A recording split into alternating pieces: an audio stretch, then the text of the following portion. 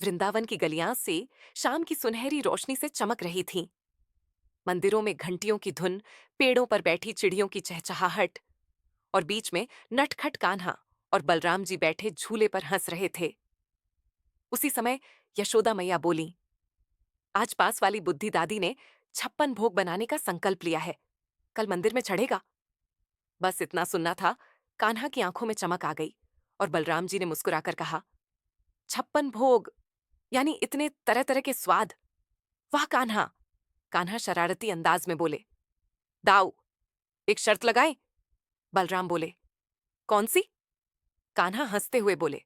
जो पहले बुद्धि दादी के घर पहुंचकर 56 भोग चुपके चुपके खा आएगा, वही जीतेगा।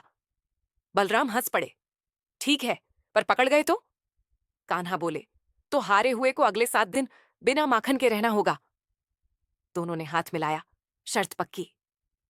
रात गहरी हुई, चांदनी बिखरी, गलियां शांत हो गईं। बुद्धि दादी रसोई में बैठी प्रेम से 56 व्यंजन बना रही थीं। कचौरी, हलवा, खीर, दही वड़ा, मालपुए, लड्डू, पूड़ी, सब्जियां। पकवानों की सुगंध पूरे मोहल्ले में फैल रही थी। दादी थककर बोली, कल भोर में मंदिर में चढ़ाऊंगी।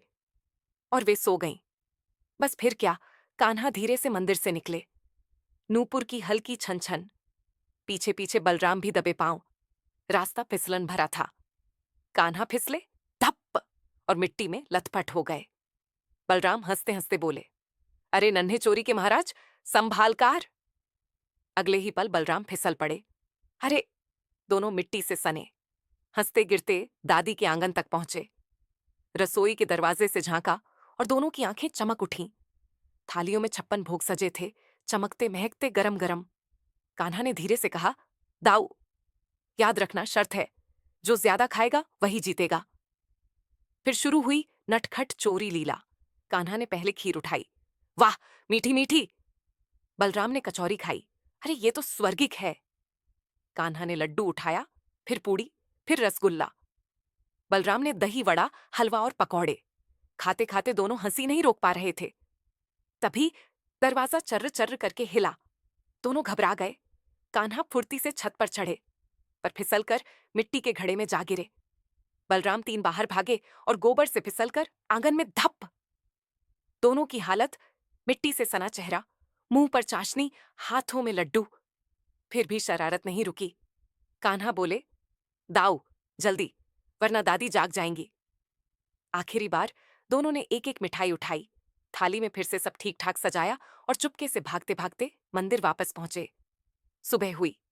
बुद्धि दादी उठी, थाली देखी, सब वैसा ही सजा था, पर कुछ पकवानों का स्वाद हल्का सा बदला था, जैसे किसी ने प्रेम से छका हो।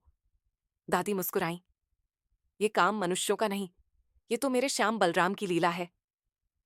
मंदिर पहुंची, भोग चढ़ाया।